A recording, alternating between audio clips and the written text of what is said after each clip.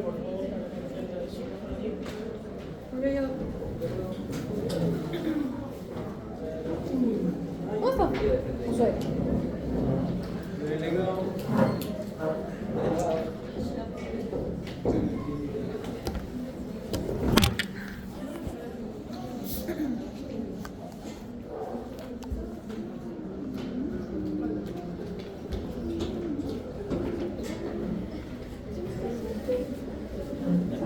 Gracias.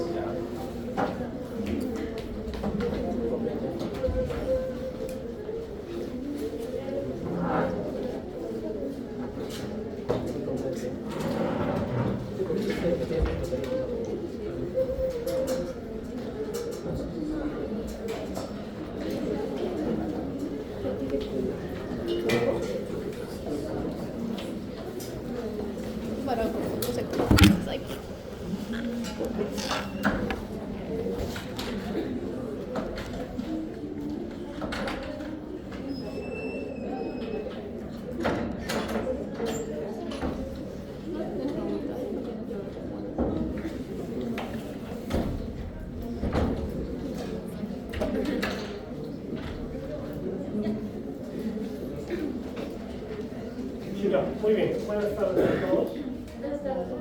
Vamos a empezar la tercera fase, ¿sí? Que es la última. Los temas que vamos a tratar son Parkinson, que va a ser en 2 sesiones. Esta fase son 4 semanas, así es que tienen que aprovecharlas porque ya no hay más oportunidades, ¿no? Vamos a hacer antiepilépticos y finalmente los antidepresivos, ¿no? Terminando ya la farmacología del sistema nervioso, ¿no? Entonces, vamos a empezar con Parkinson, ¿de acuerdo? Seguramente ustedes alguna vez han visto o de repente tienen a alguien conocido que pueda tener Parkinson. El Parkinson no es más que un trastorno neurodegenerativa, ¿no? Como su nombre lo dice, hay una degeneración crónica y progresiva a nivel del sistema nervioso central en la sustancia nigra, que es de latín, que es la sustancia negra en español, donde se produce una alteración en la producción, un déficit en la producción de dopamina, ¿no? Después del Alzheimer o la demencia senil está el Parkinson, ¿sí? Es el segundo trastorno neurodegenerativo. Y la enfermedad del síndrome de Parkinson, como vamos a revisarlo, tiene unas características clínicas que son fundamentales para poder entender qué está pasando en un paciente que tiene esta enfermedad, ¿no? ¿Qué vamos a estudiar? Vamos a estudiar los fármacos antiparkinsonianos, ¿no? Contra el Parkinson, que no son más que aquellos que tienen la capacidad de mejorar o incluso suprimir todas aquellas manifestaciones del paciente con Parkinson. Ya los vamos a revisar, ¿sí? Entonces, ¿se va a curar? Lamentablemente no. Sin embargo, curar, entre comillas, significa también, podría significar estar en un estado de reposo, de estabilidad, ¿no? Que el paciente pueda hacer sus actividades, ¿no? Se siente curado.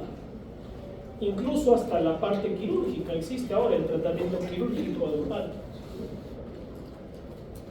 Claro, nuestro curso es farmacología, así que vamos a ver principalmente los medicamentos, los fármacos implicados en ello, ¿ya?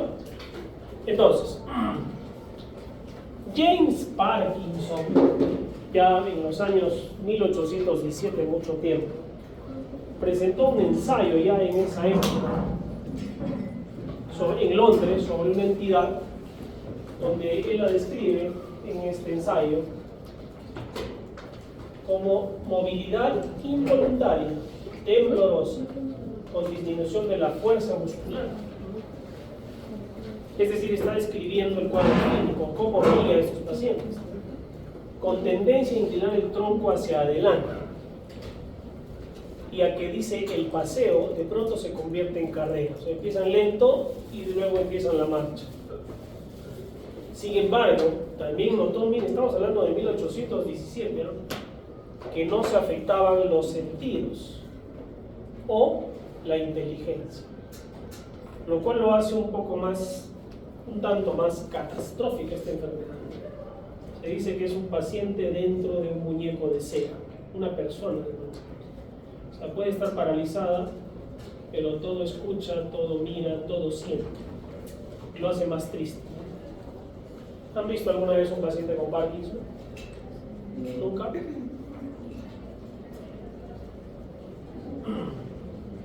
Por mucho tiempo se ha dicho que los mayores de 80 años son el grupo de riesgo, ¿no? Sin embargo, ya a través de los últimos años, se está viendo presencia de esta enfermedad en gente más joven, por lo cual hay que tener mayor importancia, darle mayor importancia y conocer esta enfermedad. Es decir, ahora hay pacientes de 40, 50 años con Parkinson, 30 años con Parkinson. ¿Qué está pasando? No es una enfermedad contagiosa. Tampoco se ha visto en estudios que no es que el papá tiene Parkinson, entonces el hijo también va a tener que Parkinson.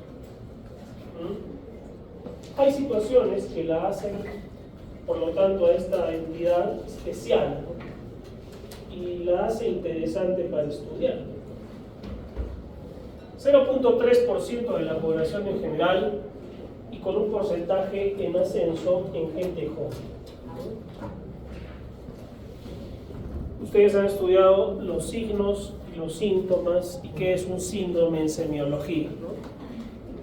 Pero, ¿qué constituye entonces, qué signos y síntomas tiene un paciente con Parkinson? ¿Qué va a pasar en este paciente? Se va a caracterizar por 4 situaciones grandes. Uno, alteraciones en el equilibrio. No hay equilibrio en el paciente. Tiene rigidez muscular. Hay rigidez, como un robot, como si fuera de cera. Hay temblor involuntario, en reposo, y bradiquinesia, lentitud, ¿no? Estas 4 situaciones son las que rigen a un paciente con Parkinson. Pero lo primero que suele aparecer, ¿qué es? El temblor. Ustedes ven una persona que está sentada, están conversando y de pronto la mano está temblando, ¿no? Y es un movimiento repetido.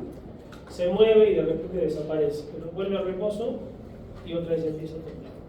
Podría ser ya un signo temprano de Parkinson, ¿de acuerdo? Este paciente suele estar encorvado hacia adelante, como que quiere empezar la marcha, ¿sí?, con temblor en las manos, en reposo principalmente, y lo describen los libros como contando monedas, ¿no? Como contando monedas. Porque hay las monedas ahí, las está contando una, otra, y mueve las manos. Arrastran la marcha de forma desequilibrada y en pequeños pasos para empezar. Dificulta el inicio de la marcha. Pero ya en estadios avanzados, cuando arranca, se va más rápido. Porque si se para, otra vez va a tener dificultad para iniciar esa marcha. Alteraciones en el equilibrio, rigidez muscular y temblor involuntario. Son los más importantes, con bradiquinesia, las 4, para tener en cuenta la sintomatología de un paciente con Parkinson. ¿Ok? Muy bien. Existen, por lo tanto, 2 formas de presentación, ¿no?, de esa signología y sintomatología. Uno es la enfermedad de Parkinson, que esta se le suele llamar idiopática, pero cuando uno usa ese término se relaciona que no sabemos a ciencia cierta cuál es la causa, pero hay hipótesis de algunas posibilidades. Tiene una ligera tendencia hereditaria, aunque últimamente se comprueba más que no hay una herencia tal cual, un dominante, pero sí pudieran haber algunos rasgos en familias con predisposición a esta enfermedad. Es más, se ha encontrado en personas fallecidas, en necropsias que se han hecho, degeneración de las neuronas de la sustancia negra, es decir, como que es parte de nuestro crecimiento en el tiempo, ¿no? Uno llega a avanzada edad y se produce una degeneración a ese nivel. Pero ¿por qué es que una persona de menos edad, 60, 70 años, se destruye esta zona y ya no produce la dopamina? Tanto así que para que aparezca el Parkinson como enfermedad debe haber el 80% de destrucción, de degeneración de esa zona neuronal, de la sustancia química. Y esa destrucción, esa degeneración es progresiva en todos los casos. Entonces, es una enfermedad neurodegenerativa, crónica, progresiva. No se detiene. Una vez que empieza, sigue para adelante, avanza, avanza. Por eso a veces es triste ver a una persona de repente que ustedes conocen que está en inicios de Parkinson, de pronto la ven 5 años después y ya está paralizada. O sea, es brutal la progresión que se puede dar en estos pacientes. Y la enfermedad de Parkinson por mucho tiempo se ha querido estudiar qué está pasando, ¿no? O sea, ¿qué puede pasar para que una persona haga una enfermedad de Parkinson? Se conoce muy bien ya ahora que el Alzheimer, la demencia senil, está relacionado a depósitos de una sustancia llamada beta-amiloide a nivel del cerebro. Y la alfa-sinucleína se le ha relacionado a la enfermedad de Parkinson con la formación de protofibrilas, que estas protofibrilas tendrían como que un cruce, una conjunción entre la demencia senil y Parkinson. Es decir, una persona con demencia senil probablemente tenga disposición a Parkinson, y una persona con Parkinson seguramente hará demencia senil en forma progresiva.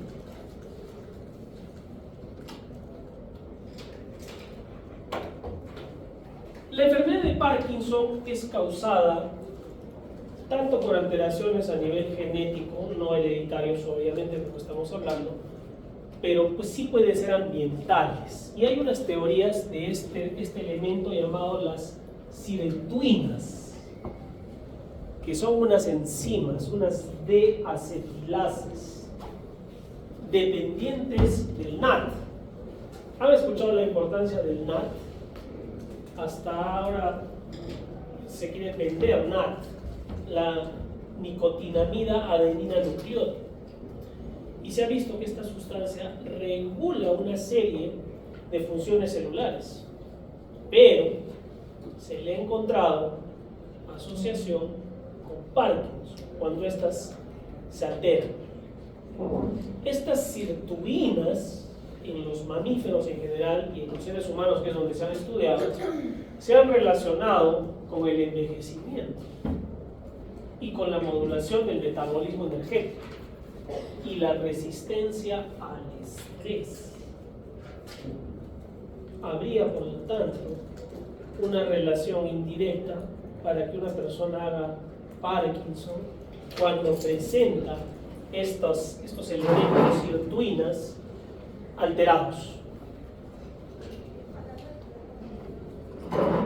Es así que a nivel cerebral se podría generar por esta vía, en hipótesis, de neurodegeneración a nivel del sistema nervioso central, teniendo efectos en otros lugares, ¿no? A nivel muscular, disminución de crecimiento tumoral, aumento de la secreción de insulina a nivel hepático, adiposo, intestinal y cardíaco, ¿no?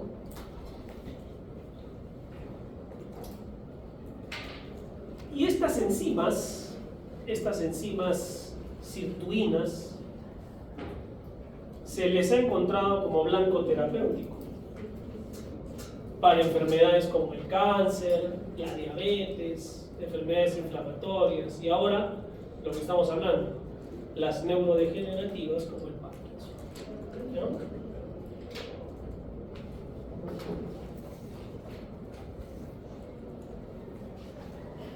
El ser humano, que somos complejos en nuestra estructura y en nuestro desarrollo, sobre todo a nivel neurológico, no está exento de los factores externos. Tú puedes venir sano, tienes una buena alimentación, pero ¿qué factores ambientales pueden influir en la enfermedad? El estrés, por ejemplo, ¿sí? Actividades estimulantes, la actividad física escasa.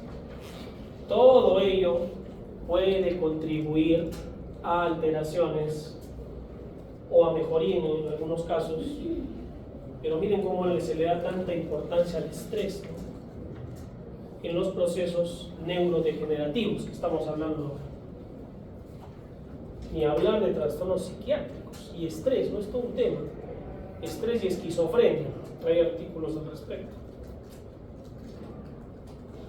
¿Y qué es el estrés? ¿Qué alteraciones puede producir?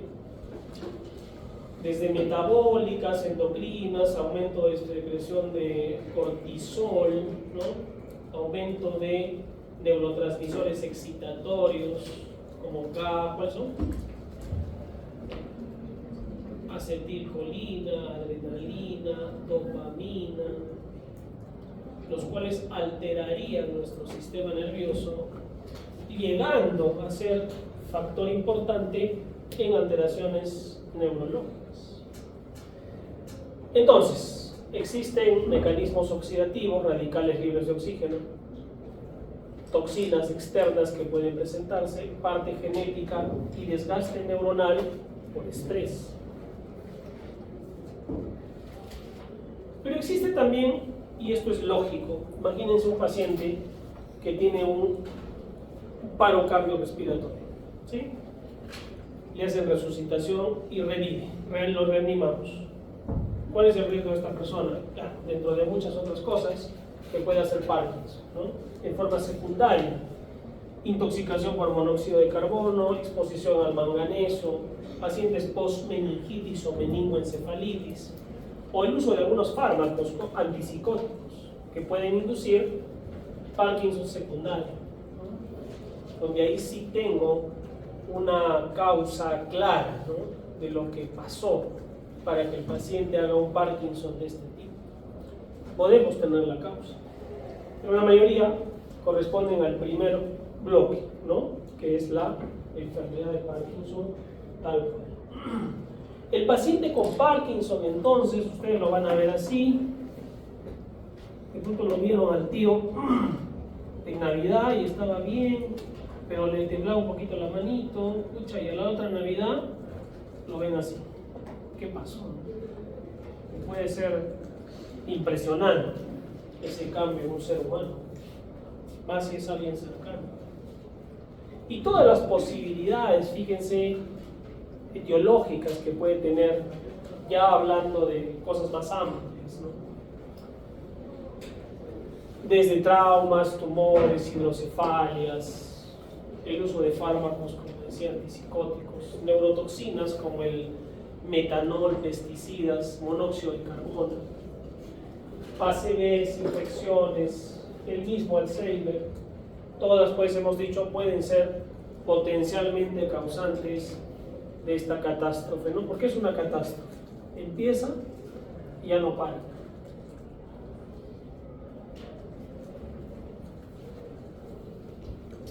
Es así que la presentación clínica es fundamental conocerla. Entonces vamos a imaginarnos nuestro paciente que hemos visto en la diapositiva anterior, con inexpresividad facial, con alteraciones en la deglución, con cialorrea, chorrea la saliva, con trastornos de la palabra, en la escritura, su letra es muy pequeñita, no puede empezar la marcha, sin embargo, con sus facultades mentales, funciones superiores completas. ¿Pero qué va a pasar con este paciente? ¿Va a estar feliz? Probablemente entre en depresión y ansiedad, pero que no lo va a manifestar, ¿no? Porque es como un muñeco de cera. En el mundo, Y acá también en nuestro país existen muchas personas conocidas con Parkinson. ¿Saben quién es él? ¿Nada? ¿Ni idea? Ozzy Osbourne. ¿No les gusta la música? De Black Sabbath. ¿Ya? Bueno, a ver por ahí si lo googlean. Él tiene Parkinson, ¿no? Y desde edad media, más o menos de los 55 años, él tenía Parkinson y está avanzado. ¿Quién es él? Marty McFly. Volver al futuro. Sí. ¿Y quién es él? Entonces, los tres tienen Parkinson. Causas. Podemos tener muchas teorías, ¿no? Las drogas, por ejemplo. Sobreuso de sobredosis. Entonces, ¿qué sucede ahora en el año 2025? Los pacientes viven más tiempo. En los años 60, el Honorio Delgado, mi hospital, cumple en julio, el 18 de julio de este año, 65 años. ¿Ya? Los hospitales en el mundo se hacen en función de la necesidad del momento, ¿no? ¿Qué pasó en la pandemia? ¿Qué se necesitaba? Hospitales para pacientes con COVID. Todo el hospital se volvió COVID. En los años 60 era muy predominante la tuberculosis. Y en el Perú dijeron el mejor lugar para tratar es Arequipa, porque es libre de contaminación, ¿no? Pura chacra, la campiña. Y hicieron el hospital Honorio Delgado. El hospital fue diseñado para pacientes con tuberculosis. Sin embargo, hubo un terremoto en los años siguientes y se volvió un hospital general y sigue en pie. Y ahora seguimos necesitando un hospital para tuberculosos. No, porque la prevalencia, ¿cuál es ahora? De las enfermedades no contagiosas, metabólicas, ¿sí? Crónicas, diabetes, cerebrovasculares, renales, ¿no? Y ya necesitamos o estamos frente a otra realidad. Pero ¿qué es verdad? Vivimos más, ¿no? El ser humano vive más. La edad de sobrevida en los años en 1900, 1890, ¿saben cuánto era? 50 años, el promedio de edad de sobrevida. 50 años eras un anciano. Ahora, ¿cuál es el promedio de vida en el Perú? No hay más lejos. 80 años, promedio. Hay pacientes que pasan los 100, ¿no? Pero en promedio, 80. Miren, 30 años ha subido en 100 años. ¿Qué pasará de cada 100 años? Pero ¿cuál es el problema de vivir más? ¿Cómo se vive más? Viejitos abandonados, hospitalizados, desnutridos. Llegar así ahí, mejor, ¿para qué llego ahí? ¿Y qué vas a aumentar con eso? La posibilidad de aparición de demencia, porque hay más gente mayor. ¿Qué es lo que pasa en el cerebro de una persona con Parkinson? Hay deterioro entonces de esa sustancia nigra, se produce un bajo nivel de dopamina, ¿sí? Y si baja la dopamina, aumenta la acetilcolina.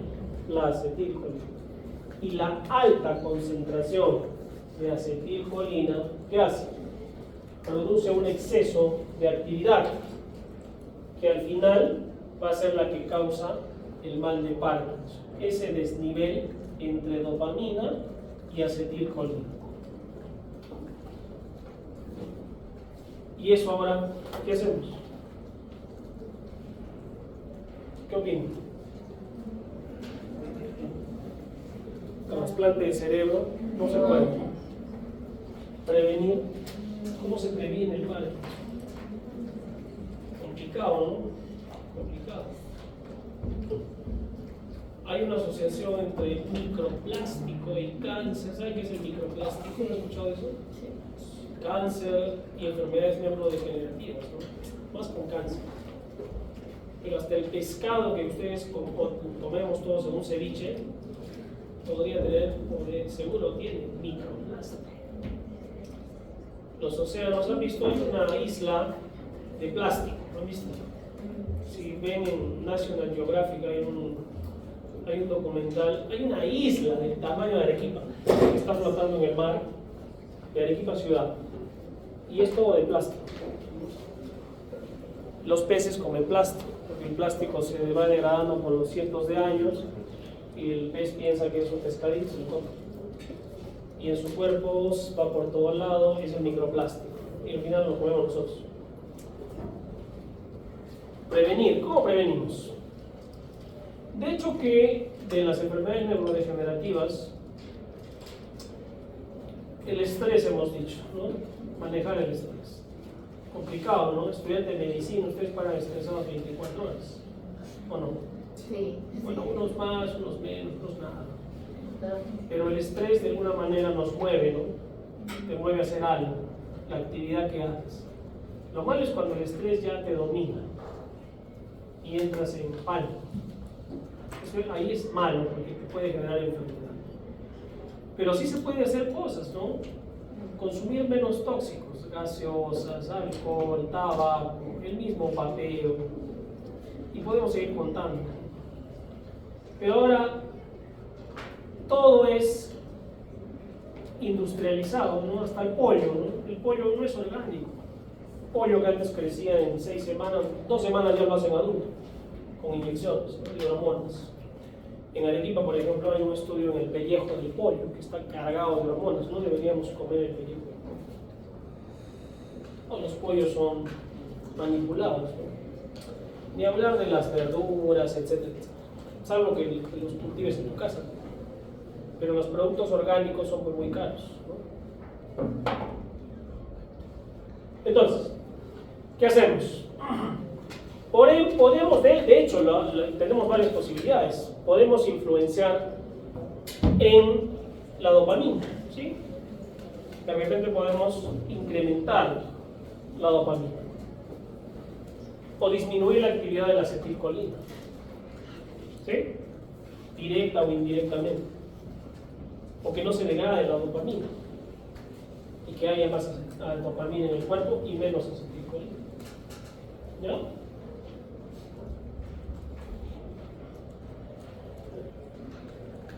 Entonces, la estrategia en el tratamiento de la enfermedad de Parkinson fundamentalmente se basa en la potenciación de la actividad dopaminérgica cerebral. Ya sea en forma directa, con fármacos como la levodopa o activadores dopaminérgicos, o indirecta, con inhibidores de enzimas que la degradan, como la monoaminoxidasa y la catecol o metiltransferasa. Porque en el metabolismo de dopamina, como ya lo habíamos estudiado antes, ¿se acuerdan? Podemos encontrar blancos terapéuticos para incrementar la dopamina a nivel cerebral y disminuir la presencia de acetilcolina. Muy bien. Vamos a estudiar entonces las drogas que estimulan, que aumentan la actividad dopaminérgica. Y vamos a ver que, como hemos estudiado antes, ustedes saben que la dopamina se sintetiza a partir de la tirosina, que se convierte a dopa, ¿se acuerdan?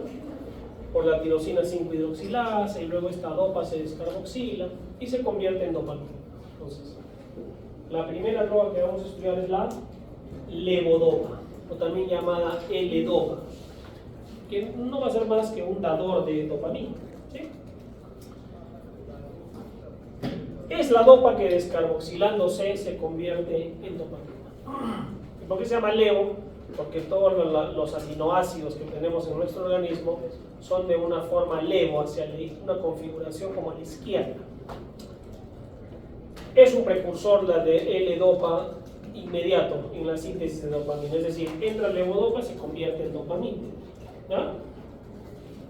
Es sintética, no se obtiene del cerebro de animales, se fabrica en un laboratorio. ¿Qué hace? La levodopa se absorbe en el aparato digestivo, ¿sí? Y lo malo de esta levodopa es que una ínfima parte de ella que entró por la boca del paciente es la que va a llegar al cerebro, que va a tener la acción, porque va a sufrir muchas alteraciones en su metabolismo para llegar hasta el cerebro, ¿no? Es más, en el intestino ya mucha de la L-dopa se convirtió a dopamina.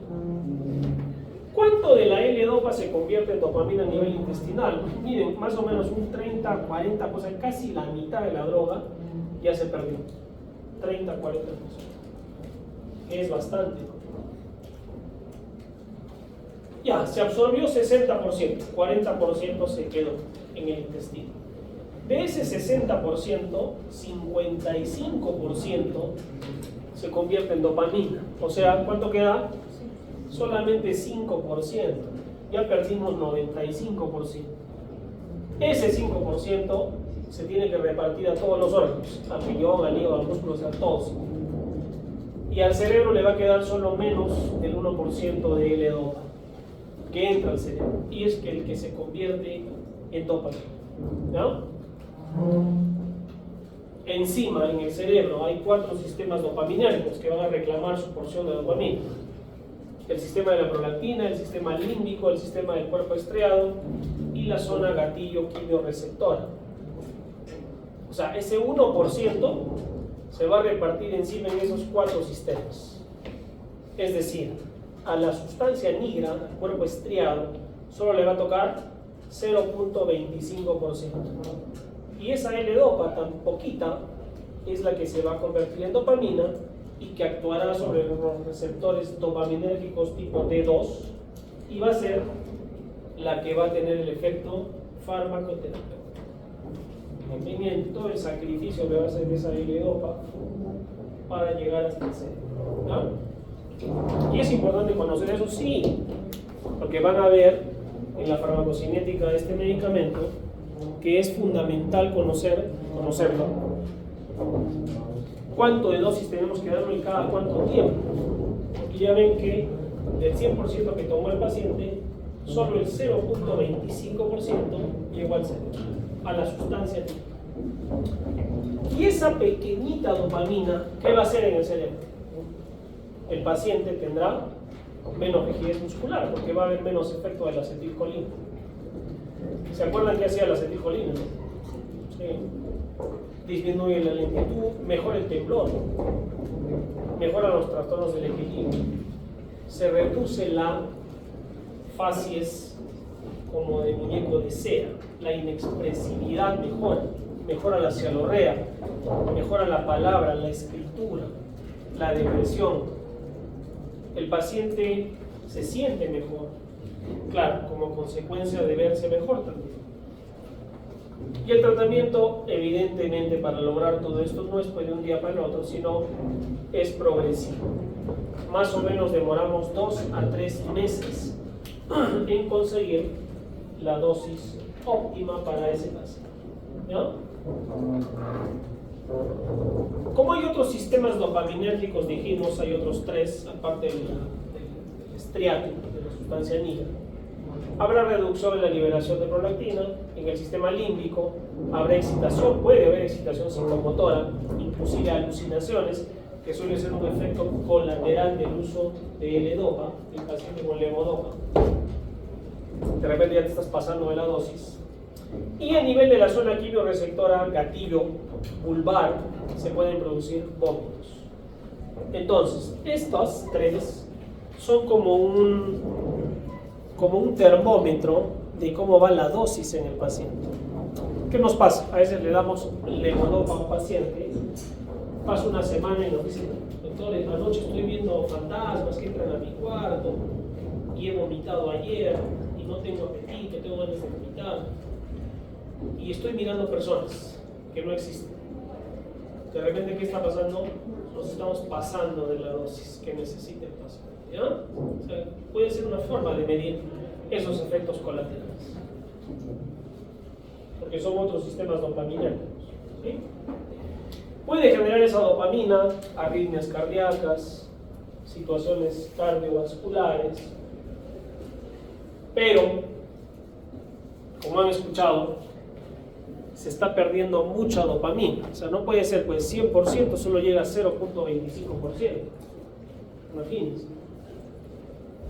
Y encima tenemos efectos adversos. A ver, piensen ustedes, ¿ah? ¿Qué podemos hacer para que llegue más levodopa al cerebro? Que no sea 0.25%. ¿Qué hacemos? No hay intravenoso. ¿Por qué estamos perdiendo dopamina? Porque se está transformando en el camino. ¿Y de qué sirve la dopamina en el intestino? Yo quiero que llegue acá. Pues tal vez es muy directo,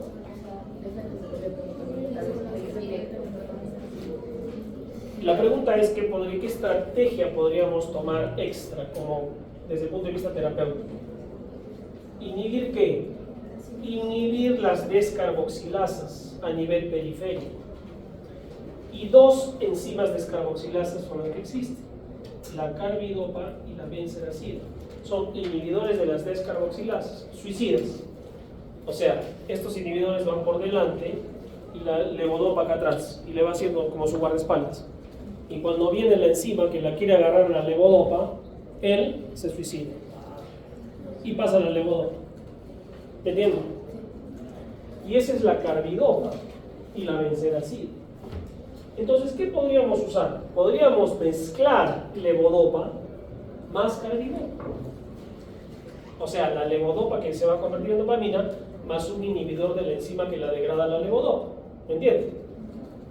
¿Qué vamos a lograr de esa manera? Aumentar la concentración de levodopa o de dopamina que llegue al cerebro. ¿Sí? Mayor cantidad de levodopa entrará al cerebro. Antes nos quedaba menos del 1%. Haciendo esta combinación podemos quintuplicar la dosis y llegar hasta el 5%. ¿Y eso qué permitirá? Que tu dosis de levodopa, que era muy alta, pueda reducirse 5 veces menos y poder lograr el mismo efecto terapéutico y sin tanta levodopa, que tiene mucho efecto colateral, como hemos visto.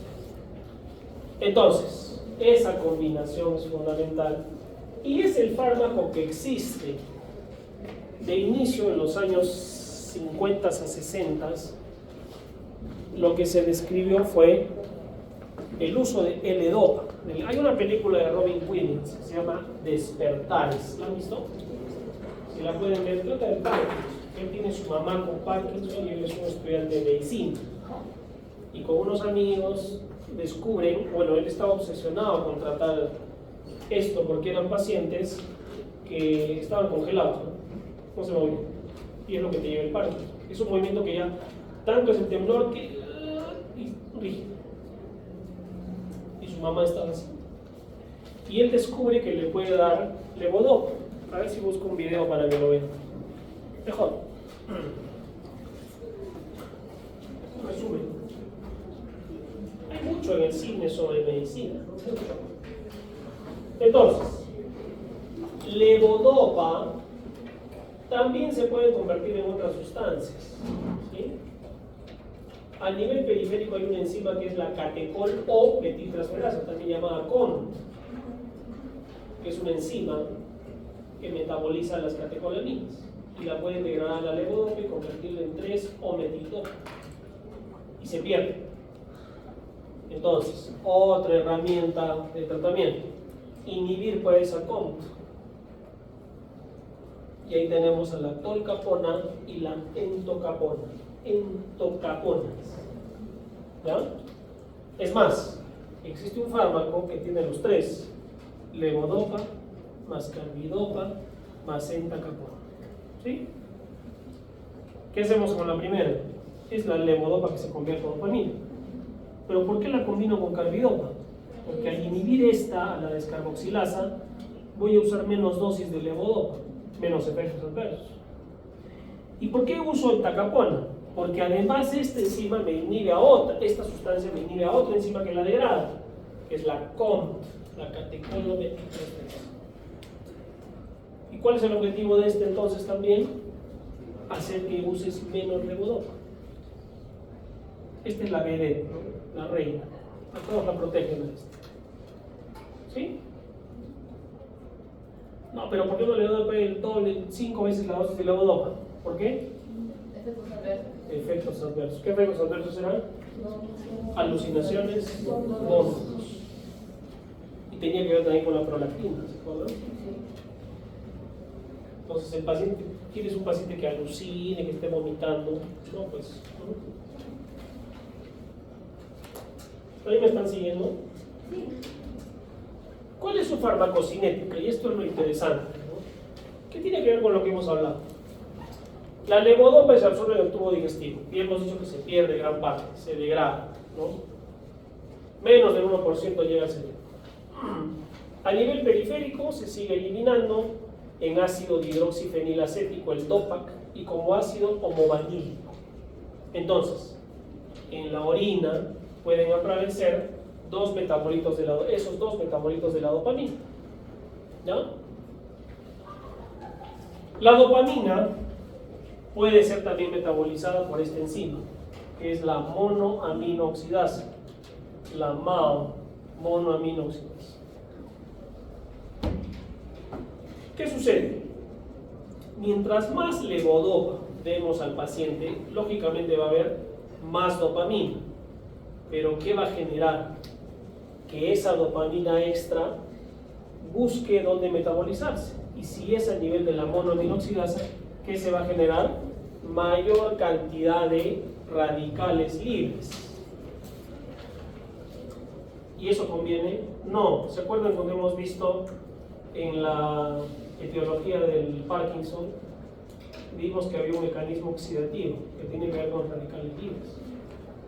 Entonces, usamos mucha dopamina, más bien podemos favorecer ¿qué? Aparición de demencia en el paciente. ¿Qué fue lo que pasó? ¿No? Todo esto ha sido ensayo-error al final, ¿no? Por unos años, para poder descubrir ello. Levodopa, por lo tanto, cuando se inicia, de preferencia se debe dar en estadios más avanzados de la enfermedad, porque si lo doy de inicio y pretendo darlo solo, ya no se usa solo, se usa combinado con carbidopa. Voy a usar dosis altas y paradójicamente podría producir o generar la aparición más temprana de demencia.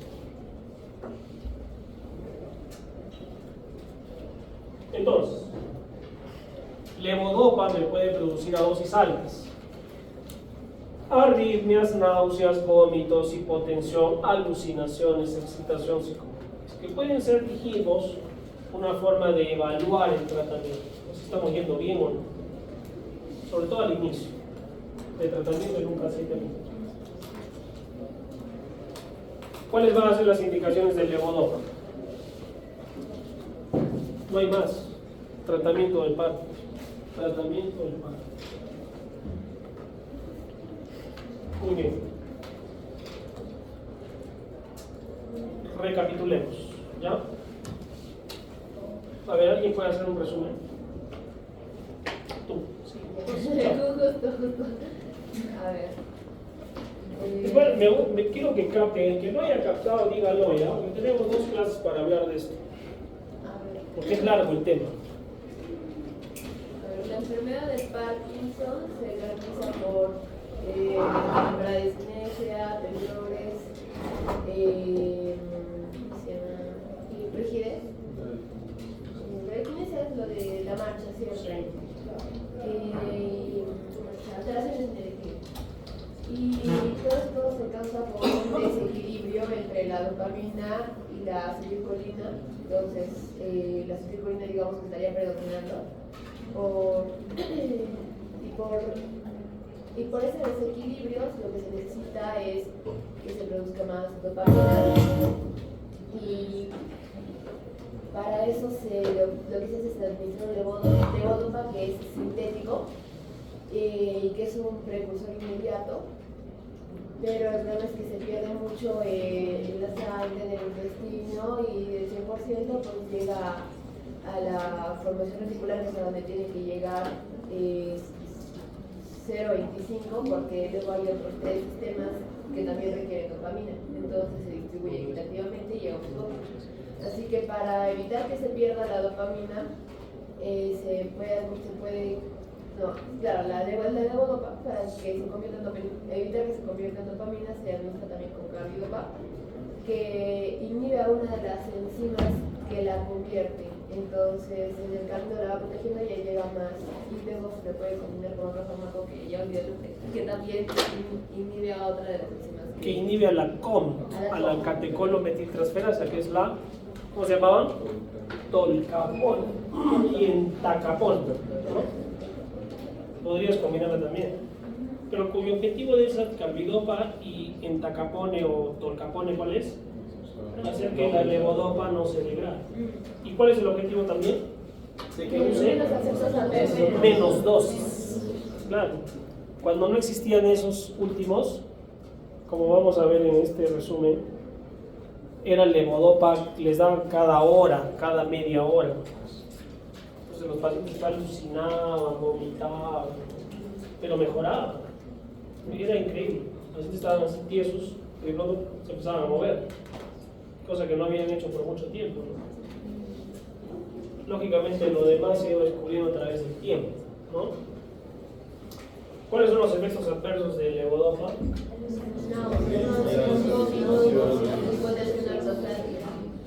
Entonces, si queremos clasificar este primer grupo de fármacos que estimulan directa o indirectamente a la dopamina, ¿cómo sería? Sería que son el principal L-dopa o levodopa, que es un precursor de dopamina, que se degrada por las descarboxilasas, pero también por la COMT y también por la MAO, por la monoaminoxilasa.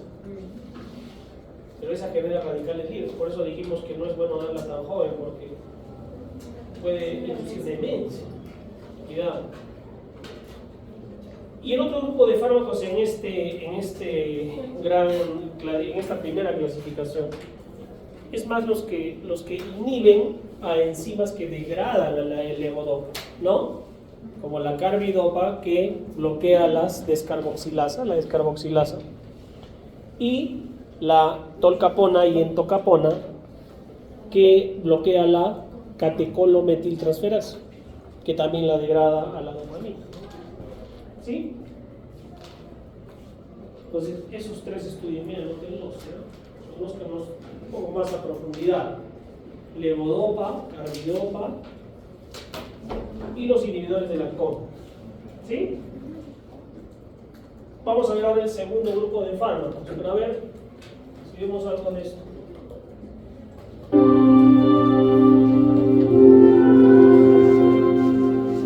Es una película estadounidense dirigida por Penny Marshall y estrenada en 1990, basada en la autobiografía del neurólogo Oliver Sacks. Despertares relata la historia real del descubrimiento en 1969 de los efectos benéficos temporales de la L-dopa y su aplicación a pacientes con encefalitis letárgica. Oliver Sacks es interpretado por el actor Robin Williams, bajo el nombre de Malcolm Sayer, quien consigue un trabajo en un hospital de la ciudad de Nueva York, donde comienza a tratar a pacientes en estado catatónico. Un día, observa que una de sus pacientes coge sus gafas instintivamente antes de que éstas caigan al suelo. En ese momento, comienza a investigar sobre la enfermedad y a formular hipótesis sobre sus posibles causas, pero principalmente sobre su tratamiento. En este punto se le presenta un nuevo problema: el escepticismo de sus colegas y los familiares de sus pacientes con respecto a su teoría de que estos tienen posibilidades de volver a vivir y que su enfermedad consistiría en un mal de Parkinson agravado. Entre sus diversas investigaciones se familiariza con un nuevo fármaco que se utiliza para el tratamiento del Parkinson y decide probarla con uno de sus pacientes, Leonard Lowe, interpretado por Robert De Niro. La película habla de la consideración y el respeto mutuo entre el neurólogo y el paciente. Así, rescatamos que el espíritu es más poderoso que cualquier droga y con trabajo, juego, amistad y familia, los pacientes pueden recuperarse. Una película tan conmovedora como exitosa. Y si la recordaste, te invito a volver a verla. Hasta la próxima. ¿Cuál fue el problema en la película. Bueno, se los voy a stalkear, pero si la ven. Pero no, lo que estoy hablando, ¿no? Efectos adversos, ¿sí? Y que lógicamente el paciente despertó, ¿cómo se va a despertar? ¿No? Ya se movía, hacía sus actividades, pero tenía que estar tomando la levodopa a cada rato, porque si no, otra vez se apagaba, ¿no? Problema. Pero claro, fue el inicio del uso o del tratamiento de esta enfermedad, porque James Parkinson la descubrió, pero no sabía cómo tratarla. Claro, lleva su nombre la enfermedad, pero miren, pasaron ¿qué? Más de 100 años hasta que se encuentre el paciente con, el Parkinson es eso, se muere, no se hacía nada, ¿sí? Y así como otras enfermedades, imagínense, hace 50 años en un hospital en el Honorio no había diálisis. ¿Qué era eso? Ciencia ficción. ¿Y qué pasaba con los pacientes renales en Arequipa? No había. Se morían. Los diabéticos que hacían nefropatía diabética, ¿qué les pasaba? Se morían. Imagínense, ¿no? Pues a dónde hemos llegado, ¿no? Al avance, por eso es que, claro, vivimos más también.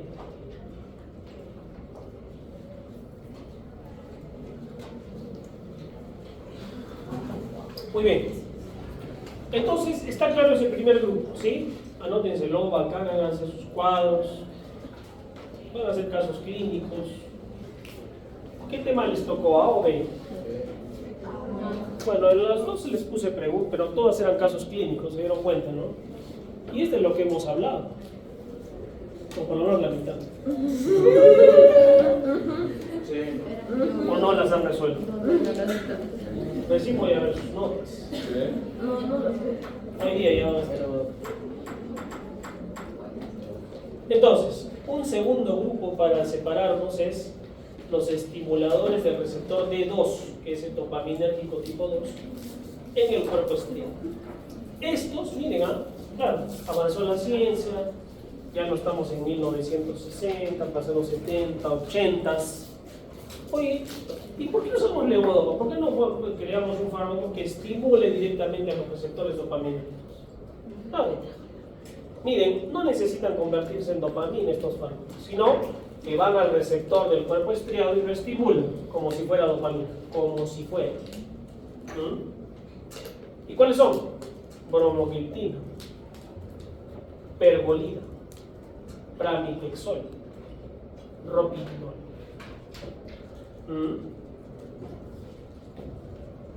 Es decir, se disfrazan de dopamina para tener efectos dopaminérgicos sin ser. Vamos con el primero, la bromocriptina. Es una droga sintética, se deriva de un hongo que es el cornezuelo del centeno. Este hongo científicamente ha sido estudiado, y no solo para este medicamento, sino para muchos otros. Se extraen 55 alcaloides de ese hongo. Uno de ellos es el que se ha modificado en el laboratorio y se ha creado la bromocriptina. ¿Qué hace? Simular los efectos de la dopamina, nada más estimulando directamente los receptores sin necesidad de convertirse a dopamina. Una maravilla, ¿no? Pramipexol y ropilinol no tienen nada que ver con el hongo, estos son sintéticos completamente. Pero ¿qué es lo que va a pasar? Todos estos fármacos, bromocriptina, ropilinol, pramipexol, directamente van al receptor D2 en el cuerpo estriado de la sustancia negra y lo activan como si fuesen dopamina. O sea, son unos impostores de dopamina, ¿no? ¿Qué hacen, por lo tanto? Mejoran la actividad dopaminérgica, y si mejoran la actividad dopaminérgica, ¿qué va a pasar con el paciente con Parkinson? Va a mejorar todo, va a mejorar en su actividad, en sus funciones. Pero puede haber efectos adversos, como lo había en el anterior. Claro, porque acuérdense que los sistemas dopaminérgicos eran 4, ¿no? Los que tenían que ver con la prolactina, con la zona gatillo vulvar, con el vómito. ¿Cuál más? El sistema límbico y el cuerpo estriado. Puede haber también alucinaciones y todo el rollo que hemos hablado, de efectos colaterales. parecidos a la levodopa, parecidos, no son los mismos, pero pueden ser manejables, ¿no? Disminuye pues la dosis. Lo malo de la levodopa que era que si tú bajas la dosis ya no sirve sola, porque si yo le bajo ya no va, se va a quedar en el intestino, ¿sí? En cambio este no, este sí puede llegar hasta el cerebro porque no es levodopa, no se tiene que comer, o sea, no está expuesta a las descarboxilasas, a la COMT, a la MAO, lo que hemos hablado, ¿cierto? Los efectos de la levodopa al comienzo duran 6 horas, pero a medida que lo usamos se van acortando. Problema con la película. Este fenómeno es el on-off que generaba la levodopa. Si le das más frecuente, obviamente lo vas a intoxicar para el paciente y vas a tener más efectos adversos. ¿Qué es lo interesante con estos nuevos fármacos estimulantes directos de receptores de 2? Bromocriptina dura 8 horas, o sea, le pueden cada 8 horas. Pramipexol y ropinol duran hasta 24 horas. ¿Ah? A diferencia de levodopa. Cuando las combinamos con levodopa, ¿qué pasa? Vamos a tener de repente un mejor efecto, potenciando el efecto dopaminérgico con dosis bajas de levodopa. ¿Ya? ¿Cuáles son los efectos adversos de estos fármacos estimulantes D2 directos? La bromocriptina es la que tiene más efectos adversos parecidos al levodopa. Pero pramipexol y ropinol, ¿por qué? Se usa una vez al día y al ser sintéticos completos son más manejables en cuanto a su dosis, en cuanto a sus efectos, ¿no? Sin embargo, fíjense, pramipexol tiene una característica particular. Puede generar tendencia a la ludopatía.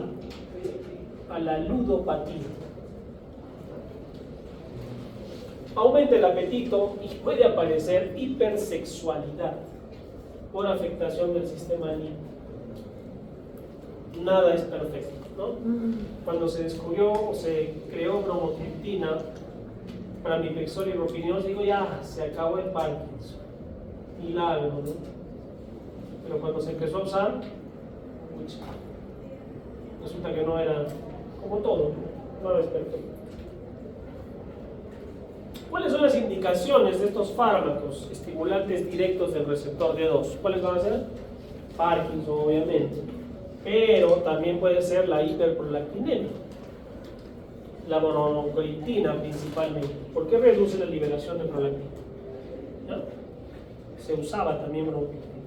Ropinol y pramipexol no, porque tienen más efecto dopaminérgico.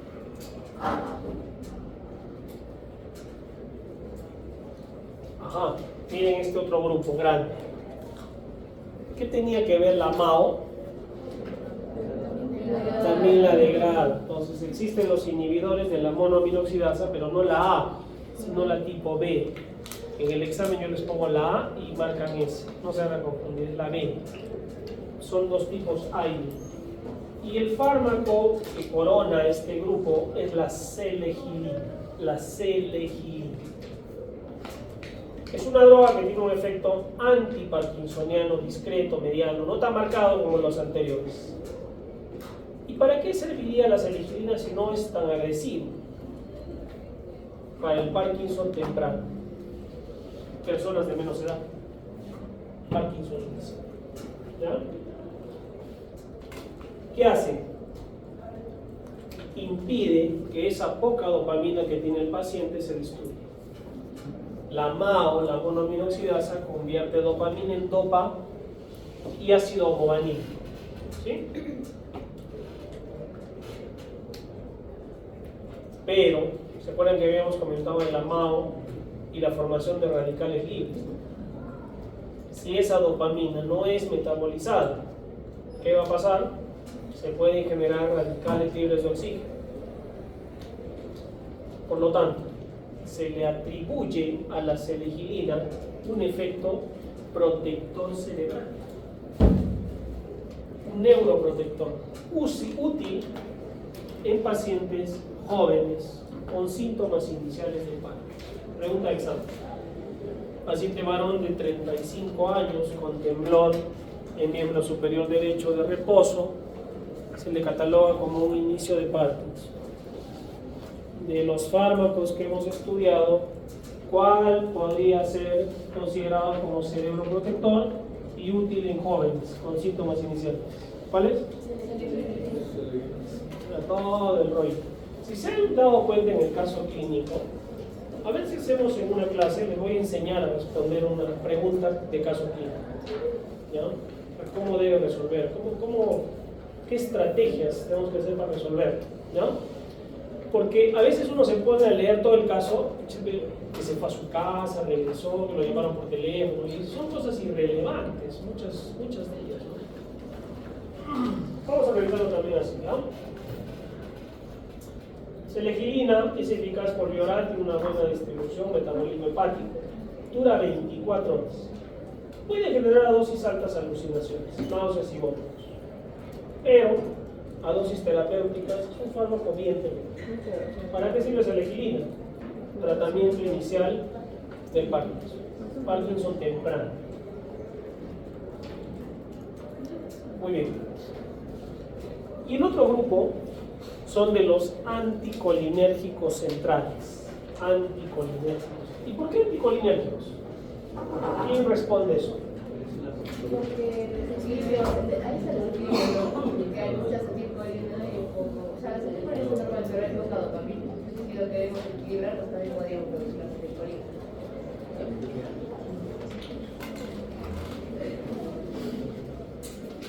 La acetilcolina tiene que ver en la fisiopatología del Parkinson, ¿no es cierto? Entonces, ¿cuál era la primera estrategia? Usar un medicamento que lleve dopamina hasta el cerebro, levodopa, más carbidopa, ¿sí? Más un inhibidor de la COMT, podría ser también, además del inhibidor de la descarboxilasa. Segunda estrategia, un estimulante directo de los receptores D2, ¿como cuáles? Bromocriptina, ¿cuál más? Pramipexol y ropinol, ¿no? Y todo lo que hemos hablado de ellos. Otro grupo, los inhibidores de la MAO, ¿no? Como la selegilina, cerebroprotector, jóvenes. Y finalmente, bloquear pelota, nos vamos a la otra orilla del río, la acetilcolina. ¿Qué hacemos con la acetilcolina? ¿La estimulamos o la bloqueamos? Hay que bloquearla. Anticolinérgicos, ¿ya? Son los anticolinérgicos antiparkinsonianos, como el triexifenidilo, piperideno, benzotropina y el Metix. ¿Cuál es el más utilizado? Los dos primeros.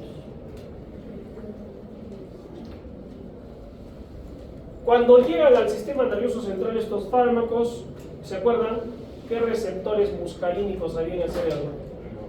M1 principalmente, impidiendo la acción de la acetilcolina. Entonces, pero no tiene dopamina, pero la vas a bajar a la acetilcolina, entonces va a equilibrar con la poca dopamina que hay y mejora el paciente con Parkinson. Sobre todo las dos primeras. ¿Cuáles eran las dos primeras?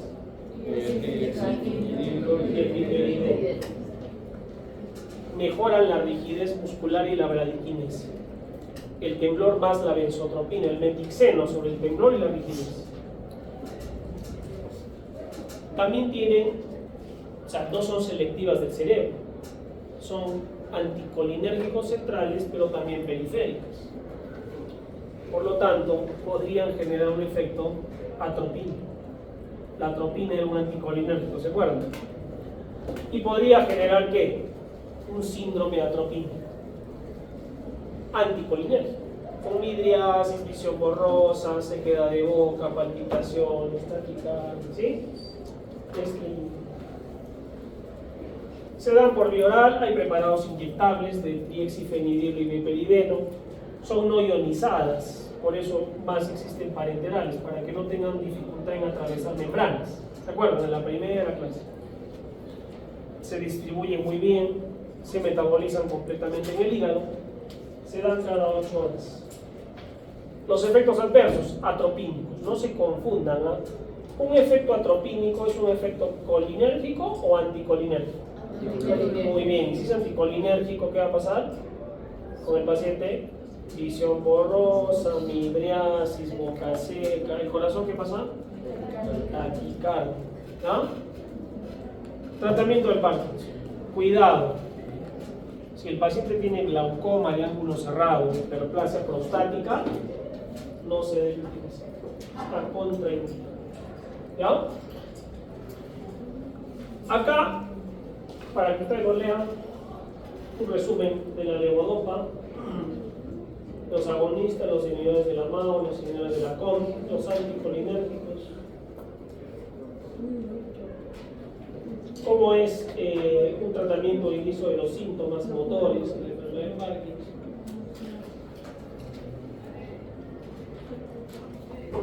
Y todo felizmente no es solo fármacos, ¿no? Que existe un tratamiento innovador, que es lo que quiero que vean a continuación.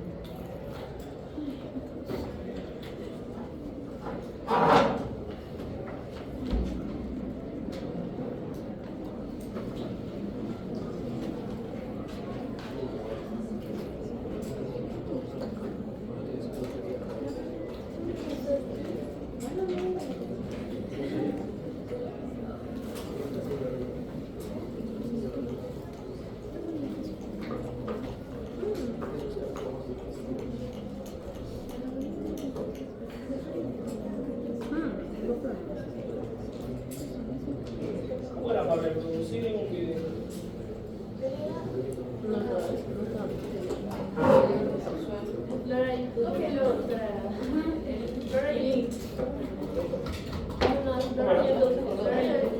No, siempre se pone así. Explorar YouTube. No, es que no me miran, no parece. Alt F4.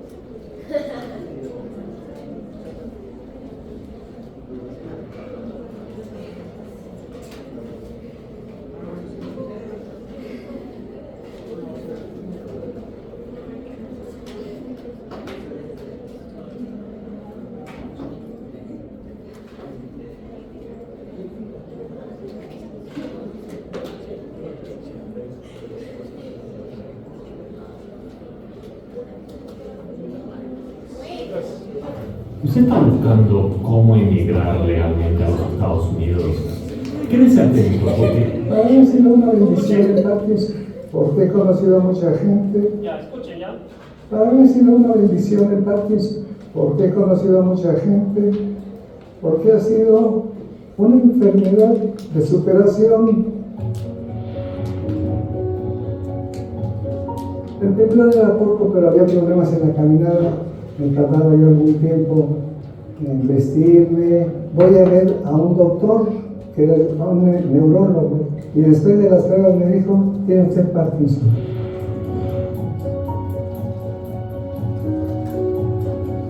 Lo primero que hice fue junté a mis 3 hijos para que supieran que el Parkinson es una enfermedad degenerativa, no se transmite de padres a hijos forzosamente, es una enfermedad de que además de que no mata, tiene muchas oportunidades de salir adelante. Yo nadaba antes y jugaba badminton, pero fui empezando a tener problemas. Me apenaba a veces porque tuve ciertas situaciones de congelación. Por ejemplo, estaba yo comiendo y a la hora de quererme parar yo no podía comer. Ya teníamos una silla de ruedas en el coche para cuando se ofreciera.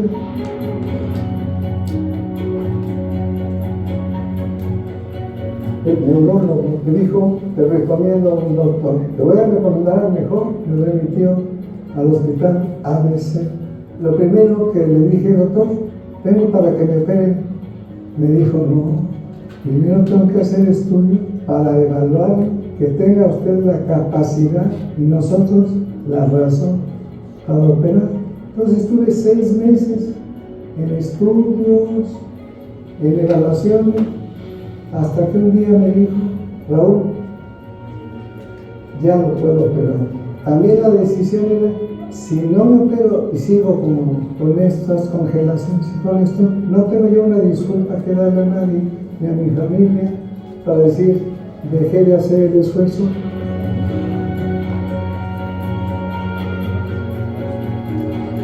Es una operación que dura 8 horas y que adicionalmente está usted despierto, nada más me durmieron lo que es la parte del cráneo y todo lo demás lo podía mover. Y al mismo tiempo iba moviendo los brazos, las piernas, para ver que los elementos que me pusieron en el cerebro y que hoy son parte de un equipo que tengo, que es un equipo para estimulación y regulación de mis capacidades, corrí el riesgo y soy uno de los beneficiados. La operación fue un éxito. Hoy tomo menos medicinas que las que tomaba antes. Puedo hacer mi vida normal. Voy a empezar a nadar otra vez. Hago yoga. Cuando la gente me ve, me dice, ¿tú no tienes Parkinson? Pero yo, mira, sí tengo Parkinson, pero no tengo. Siempre he recibido yo cosas muy positivas. Yo no cambio a mi médico por mí. Muy bien. Entonces, el Parkinson, en resumen, es una enfermedad neurodegenerativa, crónica, no tiene cura. Pero miren, hasta la cirugía, que claro, para nosotros todavía es ciencia ficción, pero ustedes ya lo saben, existe el tratamiento desde el farmacológico hasta el quirúrgico. Le ponen unos cables al paciente hasta la sustancia negra, que va a como un celular que lo lleva como un marcapaso, y le va a estimular constantemente, ¿para qué? Para que produzca dopamina. Es la maravilla, ¿no? Muy bien, eso es